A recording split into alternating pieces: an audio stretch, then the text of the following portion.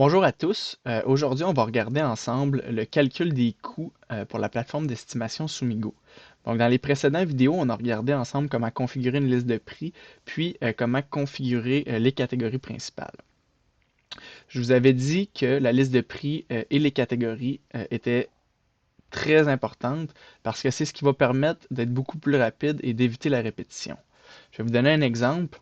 Euh, je pourrais dire comme catégorie principale, je vais sélectionner ma structure, puis je vais sélectionner comme sous-catégorie l'installation des divisions. Donc à ce moment-là, j'ai le choix d'entrer les informations manuellement, de les pré-remplir avec ma liste de prix ou de les pré-remplir avec le catalogue Sumigo. Donc dans le cas ici, je vais utiliser ma liste de prix. Donc j'irai dans, par exemple, la main-d'œuvre. Je choisis la main-d'œuvre. Vous pouvez voir que les champs se sont remplis automatiquement. Donc, j'ai mon fournisseur, ma description, mon unité de mesure, puis mon montant. Donc, il me resterait seulement à rentrer ma quantité. Je pourrais dire, par exemple, 10 heures, ajouter à la soumission. Donc, euh, à ce moment-là, l'environnement de travail, ce qui veut dire la catégorie et la sous-catégorie, n'ont pas changé. Donc, je peux continuer, par exemple, dans ma structure installation des divisions, à ajouter des informations, comme par exemple bois et charpente. Je pourrais dire je veux du 2 par 4, 93 écarts. On voit que tout c'est pré-rempli. J'ai mon fournisseur, j'aurai la description, l'unité de mesure qui est en morceaux et le montant. Donc je pourrais dire j'en ai besoin de par exemple 150, ajouter à la soumission. Donc, je peux continuer comme ça, dire par exemple, on change de catégorie et on estime la toiture. Je pourrais dire une sous-catégorie qui serait par exemple la membrane. Je pourrais aller dans ma liste de prix, dans toiture, sélectionner installation de la membrane.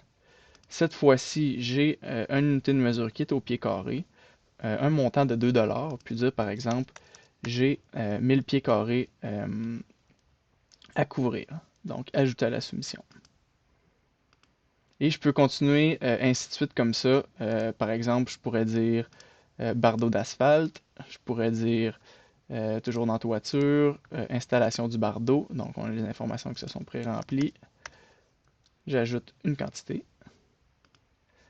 Donc, ça permet de pouvoir estimer un projet pratiquement sans rien écrire au clavier. Euh, je pourrais dire, par exemple, je me rajoute une section ici, par exemple, matériaux.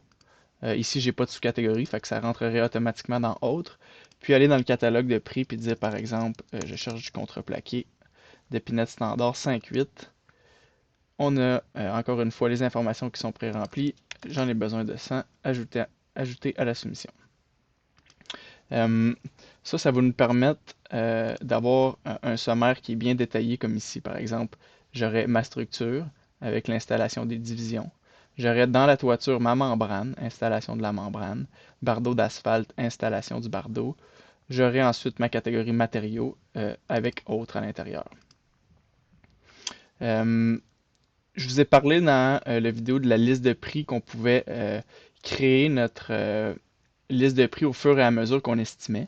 Donc, on peut par exemple retourner dans le calcul des coûts, puis dire par exemple, bon, moi j'ai besoin, je vais avoir par exemple de la ventilation. Je veux que ça soit Construction Inc. Je pourrais dire par exemple installation, ventilation.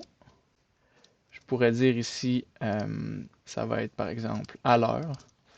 On va dire 76$ pour une quantité de 20 heures. Ici, je coche également ajouter à ma liste de prix. Donc, je l'ajoute à la soumission. Puis, si je vais voir directement dans ma liste de prix par la suite, j'ai une nouvelle catégorie qui est récemment ajoutée. Dans cette catégorie-là, j'ai mon produit que je viens d'ajouter parce qu'il n'est pas encore classé, mais je pourrais le réutiliser à l'instant si je voudrais, par exemple, pour l'ajouter à ma soumission. Donc, la liste de prix puis les catégories, c'est deux éléments qui sont vraiment importants à configurer pour la plateforme Sumigo parce que ça va vraiment vous aider à éviter la répétition puis à être plus rapide.